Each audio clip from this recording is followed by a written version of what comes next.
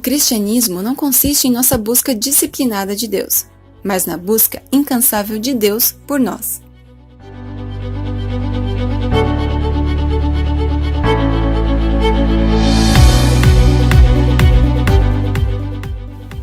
Durante todo o mês de março, na comunidade Apóstolo Pedro, ouviremos sobre o amor ilimitado de Deus.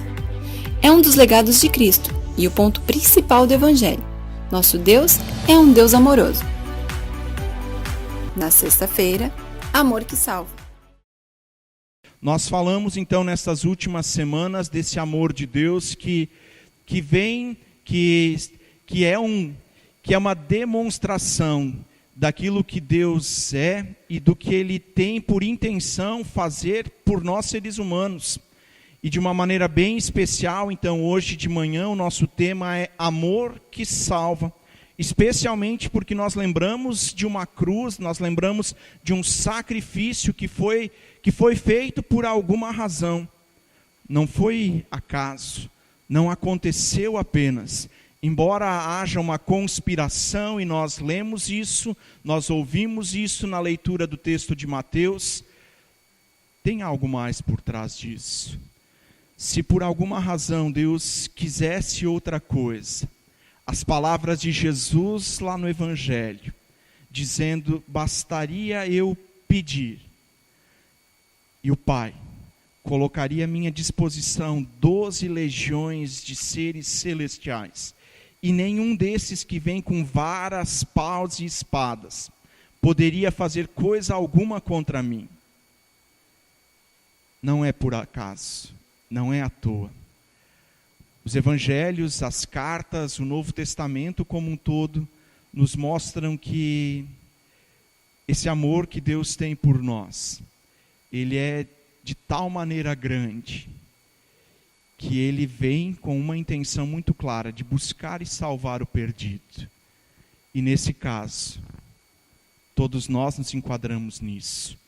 Se você trouxe sua Bíblia, Romanos capítulo 5, Carta aos Romanos é uma carta que o apóstolo Paulo escreve para a comunidade cristã que está se reunindo na cidade de Roma. Paulo tem a intenção de visitá-los, ele tem o desejo de, saindo da região da Palestina, que hoje nós conhecemos como Palestina, ele passe por Roma e consiga cumprir aquilo que é o propósito dele como missionário. Ele quer chegar até os confins da terra, ele quer chegar até a Espanha, que era a região mais remota conhecida naquela época, e ele imagina que passando por Roma ele possa compartilhar alguns dos seus dons, lá isso ele escreve na carta, ele espera que essa comunidade também o apoie para ele ir adiante. Na prática isso não aconteceu, Paulo chega a Roma apenas como prisioneiro por causa do Evangelho, mas a carta é talvez do Novo Testamento, das cartas, aquilo que nós de mais importante temos a respeito desse amor que salva, da graça que Deus tem por nós seres humanos, desse desejo incontrolável, desse desejo que nós não conseguimos medir, imensurável, de Deus nos ter perto dele. Deus é um Deus que, por amor, ele salva, ele busca. Romanos capítulo 5, então versículos 6 até 8 dizem assim: de fato, no devido tempo, quando ainda éramos fracos, Cristo morreu pelos ímpios. Dificilmente haverá alguém que morra por um justo, embora por um homem bom, talvez alguém tenha coragem de morrer. Mas Deus prova o seu amor por nós. Cristo morreu em nosso favor, quando ainda éramos pecadores. Algumas versões de Bíblia agora dizem no finalzinho do texto, quando nós ainda vivíamos em pecado. Lutero, num comentário sobre esse texto, ele vai dizer assim: os seres humanos são relutantes em se sacrificar. Os seres humanos são relutantes em se sacrificar pelos outros. Talvez aqui, antes de continuar na frase de Lutero, vamos pensar um pouquinho só no dia a dia das nossas casas. Quando a gente volta do nosso trabalho, e a gente ouve da esposa um pedido simples: faz isso. Alguma coisinha que estragou lá, que geralmente nós homens é que arrumamos, e a gente olha com aquela cara de espanto para a esposa e diz: tu não sabe que eu trabalhei o dia todo? Poucas vezes há em nós o desejo do sacrifício, de dar aquele passinho além do que a gente imagina que é a nossa vontade, a nossa possibilidade de fazer. Os seres humanos são relutantes em se sacrificar pelos outros. Algumas pessoas podem morrer por alguém que parecia particularmente justo, ou por alguém que lhes fez alguma coisa boa. Mas isto é algo raro. Cristo não morreu por pessoas justas ou por aqueles que o ajudaram, mas por pecadores. Isso é graça. A gente assiste algumas séries na televisão, e uns dias atrás, uma das séries que a gente gosta, o dilema era que alguém precisava de um transplante de medula. E a tipagem sanguínea era extremamente raro, e eles vasculharam todos os bancos de dados disponíveis, e eles acham um doador compatível, que está numa prisão. É um presidiário condenado à morte. Está aguardando, está no corredor da morte. Eu quero inverter essa história. Se a história agora fosse ao contrário disso. Alguém de nós é descoberto com uma tipagem sanguínea adequada para oferecer a sua medula para um transplante de alguém que foi condenado pelas piores coisas que a gente pode imaginar. É um ladrão conhecido na cidade, está envolvido em alguns crimes, andava armado e certa vez até atirou numa pessoa que veio a óbito. E agora você é o doador compatível. Doação de medula não é algo que nos mata. Gera um desconforto, gera dor, nos leva a ficar internado alguns dias. Mas nada que o nosso organismo não reponha. Eu não vou pedir para você responder isso publicamente. Mas sabendo quem é o receptor, sabendo dessa pequena dor, desse pequeno inconveniente que isso geraria para ti, você faria? Agora vamos um pouquinho mais adiante. Se fosse de algum outro órgão, eu não sei se tem mais pessoas transplantadas na comunidade, mas a Noeli, que é a nossa tesoureira, hoje recebeu de uma das irmãs dela um rim. Ela foi transplantada já há mais de 15 anos. A irmã continua viva. Talvez pela irmã a gente fizesse, por um filho, pela mãe, pelo pai. O nosso texto já nos disse isso, que Jesus não faz isso apostando na bondade daquela pessoa. Jesus não faz isso apenas porque Ele está dizendo, bom, vou dar mais uma chance, porque quem sabe agora com essa chance, o Daniel possa se comportar de uma maneira adequada. Ele não vai mais ser brigão, ele não vai mais ser, com a paciência dele vai ser maior, ele não vai se irritar facilmente. Jesus não faz isso apostando que nós seres humanos agora, por reconhecermos isso, vamos ser melhores. O texto nos diz que Cristo morreu pelos ímpios. Comecinho do nosso texto, finalzinho do versículo 6 diz isso. Cristo morreu pelos ímpios. A palavra ímpio não é uma palavra do nosso vocabulário corriqueiro, é uma palavra talvez que a gente leia na nossa Bíblia e nem entenda muito bem o significado dela. Significa aquele que não tem fé, aquele que não tem piedade. Ímpio porque ele não tem piedade. Jesus não morre enganado. Jesus morre por esses. Jesus morre por aqueles que não têm o desejo, que não têm a necessidade, não percebem isso, de um relacionamento com Deus, de uma espiritualidade saudável. Jesus se entrega por esses. E de repente nas nossas conversas, à medida que você vai falando daquilo que você crê, você vai descobrindo pessoas ao seu redor que dizem: eu não preciso de Jesus. E os argumentos são quase sempre os mesmos: eu não preciso de Jesus porque eu sou uma pessoa boa. Quando bate alguém na minha porta para pedir comida, eu dou um prato de comida, eu dou uma caixa de leite. Nunca briguei com os meus vizinhos. Nunca matei. Nunca roubei. Na Oase, essa semana eu falei disso também. Nunca matei, nunca roubei. Para quem vai assistir o vídeo, Oase são os nossos grupos de mulheres na comunidade. E eu disse: espero, não sei de nenhuma de vocês se vocês fizeram alguma coisa disso. E se vocês fizeram, eu espero não ficar sabendo. Estou brincando. A gente pode apresentar alguns argumentos dizendo: eu não sou esse. No comparativo com outras pessoas, talvez a gente esteja muito acima da média.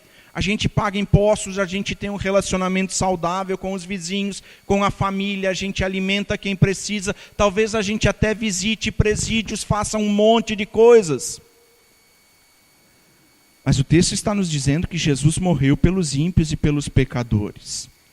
E se de repente agora na nossa imaginação, a gente começa a trazer os nossos argumentos para discussão, o resultado final dessa discussão seria: bom, se o ser humano pode, se o ser humano pelas suas potencialidades, por aquilo que ele faz, se ele pudesse chegar na média, se ele pudesse ter uma nota suficiente para passar, para voltar para a presença de Deus, de ir para a eternidade, se isso fosse possível, significaria dizer que Jesus morreu em vão. Porque se eu posso, pelo meu mérito, por aquilo que eu faço, por aquilo que eu sou, por aquilo que eu vivo, se eu posso, Jesus morreu à toa. Não é isso que os textos bíblicos vão nos revelando. Eles vão revelando que eu não dou conta. E eu não dou conta não apenas por mim mesmo, pelo que o Daniel é. Vocês não dão conta. O ser humano não dá conta. E é por isso que Jesus precisa vir. Se vocês lembram um pouquinho de Gênesis, da criação, vai estar escrito lá em Gênesis que depois que Deus criou todas as coisas, cria o ser humano, dá algumas ordens muito simples para o ser humano, de cuidar de toda a criação, de se alimentar de determinadas coisas, e tem uma palavra que é mais forte nisso, dizendo: não comam daquela árvore. E Adão e Eva não tinham formação em direito, porque se eles fossem advogados, eu sei que o Magnus é advogado, talvez tenham outros aqui, se Adão e Eva fossem da área do direito, eles teriam apresentado agora um protocolo de intenções para Deus, dizendo: não, com isso eu concordo, com isso não. Depois da gente chegar a um consenso nisso, a gente assina esse documento. Adão e Eva não questionam a ordem de Deus, eles se submetem, eles acatam, eles dizem: é assim que nós vamos fazer. E o passo seguinte já é a desobediência, eles quebram o acordo. E a partir dali, o pecado tem lugar na vida do ser humano. E a gente traz ele como um sinal, quase como se fosse o nosso DNA, e por mais que a gente se esforce, as nossas atitudes não são suficientes, elas são pensando apenas em nós mesmos, porque somos pecadores. A teologia luterana, aquilo que Lutero foi falando, deixa isso de novo claro, dizendo que nós somos simultaneamente justos e pecadores. Pecadores por aquilo que nós somos, e justos quando nós nos escondemos em Jesus. Não há uma maneira da gente ir crescendo, dizendo: bom, agora eu sou mais justo e pouquinho pecador. Talvez o pecado, as coisas mais condenáveis na sociedade, essas de fato, eu espero que cada um de nós na caminhada de fé vá deixando isso para trás. O ser humano quebrou o acordo. Somos pecadores desde então.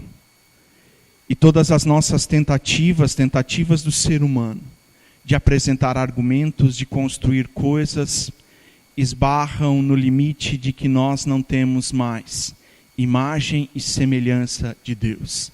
Nós não temos mais acesso de volta ao Pai.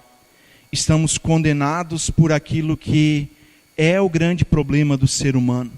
Não são as crises econômicas, políticas, não é a morte que de vez em quando alcança alguns de nós, vai alcançar sempre de novo.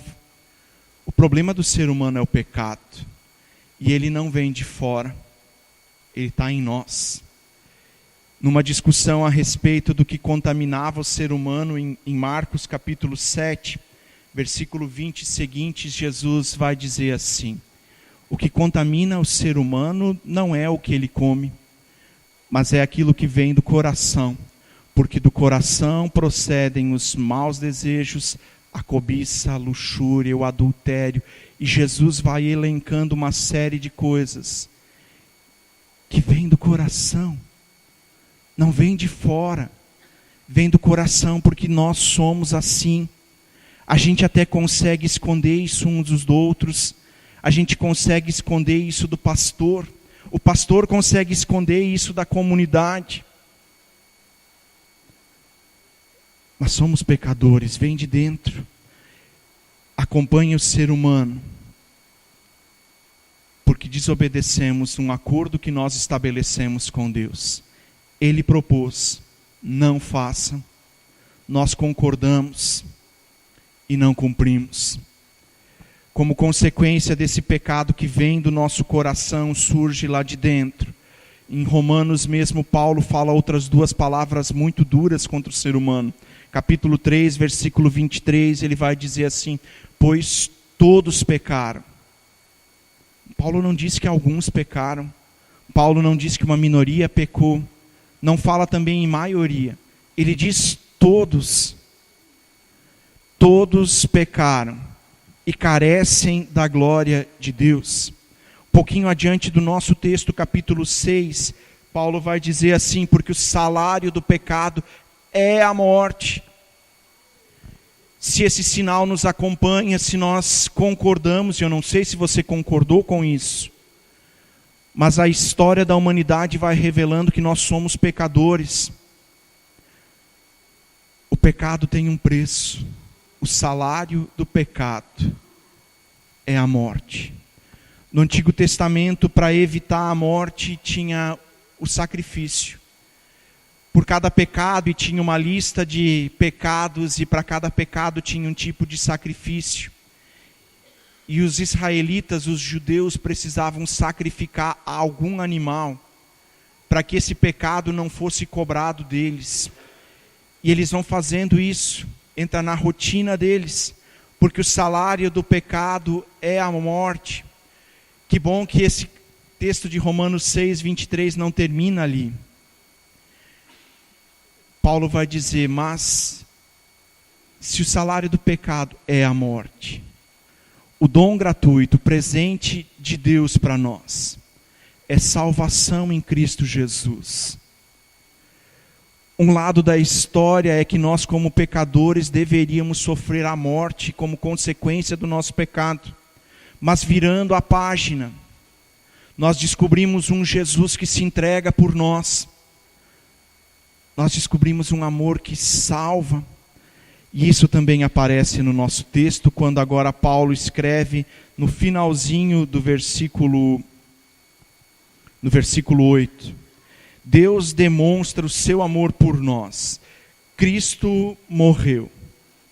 E aí o texto vai dizer: Cristo morreu por condenação de Pôncio Pilatos.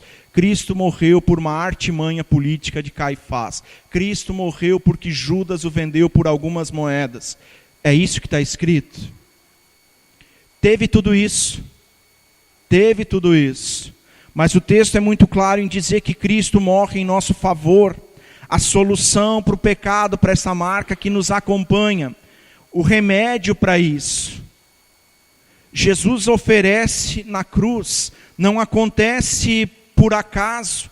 Não é Não é uma manhã que Deus agora acorda com um humor um pouquinho melhor e diz, hoje vou resolver a situação do ser humano.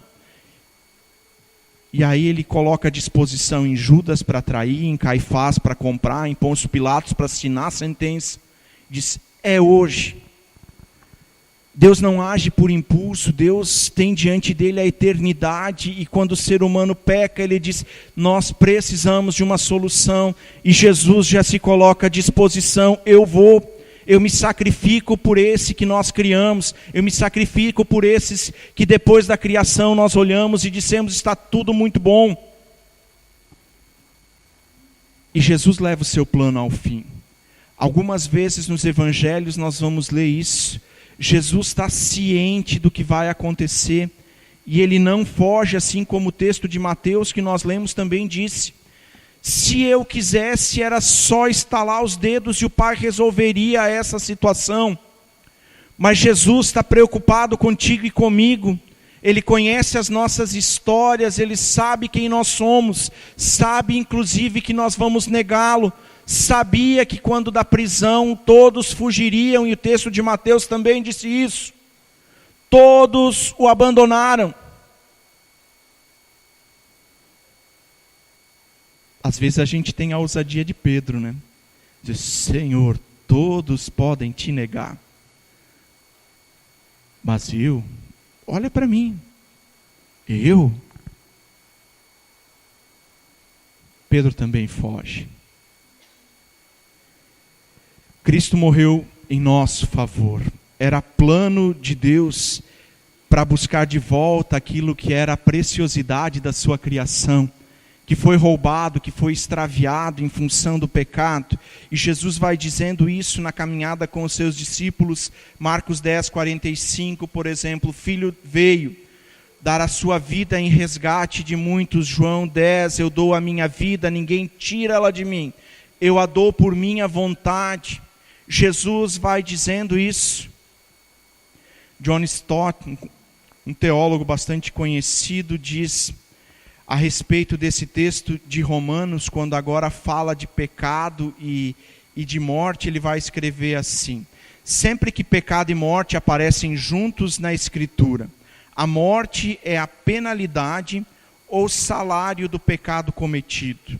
Sendo assim, a declaração de que Cristo morreu pelos pecadores só pode significar que Ele morreu como uma oferta pelo pecado, carregando-a em nosso lugar. Domingo passado citei essa palavra também no culto. A palavra para perdão é aphime no grego. E ela quer dizer para nós, perdão a gente entende, não vou mais levar em conta o que o outro fez contra mim. Mas a palavra tem um peso um pouquinho maior do que esse. Quer dizer que para perdoar eu preciso assumir a culpa do outro. A palavra grega tem essa ideia. Jesus, quando ele está dizendo que perdoa ao ser humano, ele está assumindo para si a culpa que era nossa. E se o salário do pecado é a morte, Jesus, para nos perdoar, ele precisa assumir para si a nossa culpa. Precisa assumir para si a penalidade que seria nossa, que seria do ser humano. Jesus sabe disso. Jesus sabe que dizer que vem para buscar e salvar o perdido tem como consequência a sua morte. Mas ele também sabe, ele conhece o Pai muito melhor do que nós conhecemos. E ele sabe que o Pai não vai deixar ele sozinho na hora da morte. E isso nós vamos celebrar no domingo. O amor de Deus é um amor sacrificial. Um amor que se sacrifica para salvar. Pastor Alcides Yuks, que alguns de vocês conheceram, evangelista itinerante da nossa igreja por muito tempo, ele conta uma história que é para ter acontecido na zona rural da cidade de Verden, na Alemanha. E ele diz que durante uma reforma de uma das igrejas, lá com uma torre muito alta nessa igreja, havia um trabalhador amarrado por cordas mexendo no telhado. e por alguma razão aquela corda se solta e aquele trabalhador despenca lá de cima. E ele despenca e sobrevive, porque quando ele cai havia um rebanho de ovelhas pastando ao lado da igreja. E ele cai em cima daquelas ovelhas e sobrevive. A ovelha morre, mas ele sobrevive. Ele começa a história dizendo que naquela igreja, no seu telhado, há um cordeiro de mármore para lembrar dessa história. O amor de Deus, ele salva através de um sacrifício. O salário do pecado é a morte, e se esse é o que nós devemos receber, Deus, por ser justo, não pode deixar de cobrar isso. E Jesus diz: é meu, esse fardo é meu, esse preço é meu, eu pago pelo Daniel, eu pago pelo Magnus, eu pago por cada um.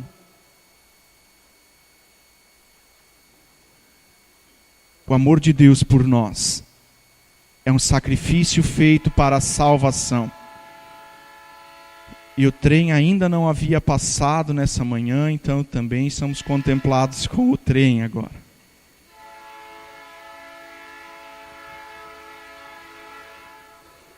A crucificação foi o preço pago pelo nosso pecado. E Paulo vai falar disso em 1 Coríntios 6, versículo 20, quando ele diz: vocês foram comprados por alto preço. Na instituição da ceia, na celebração da ceia de Jesus com os seus discípulos, ele diz: este é o meu corpo dado por vocês. A sexta revela de novo o problema do ser humano. Nós somos pecadores, e ainda que a gente consiga esconder isso uns dos outros, que isso não se torne em ação, que isso não se torne em homicídio, em roubo e tantas outras coisas, somos pecadores. E como tais, o único remédio que nos resta é aquilo que Jesus fez por nós na cruz. O justo morrendo pelo ímpio. O justo se sacrificando por aquele que é pecador. A cruz revela um amor que salva.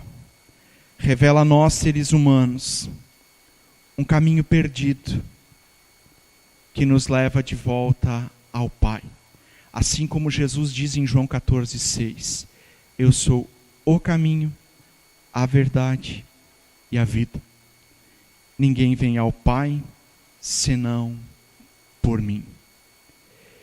Que nesse dia que nós vamos celebrar de maneiras diferentes, a gente não esqueça quem a gente é. E a gente não esqueça que o que aconteceu na cruz foi em nosso favor. Que a gente não esqueça que aquilo que nós consideramos salvação por graça, que nós recebemos pela fé, custou um alto preço para o nosso Senhor e Deus. Caminhem por esse novo caminho. Se o desejo de vocês é essa volta para o Pai, se é o anseio do coração de vocês, Jesus é o caminho. Nós cremos num Deus que nos ama, num Deus que por amor se sacrifica em nosso lugar, para que você tenha vida, para que o preço do pecado não seja mais cobrado de ti. O segredo é esse. Esconda-se em Jesus, viva nele, coloque a sua esperança nele, que tudo aquilo que você faz, tudo aquilo que você pensa, tudo aquilo que você deixa de fazer, seja a partir dessa convicção que nos vem da palavra. Amém.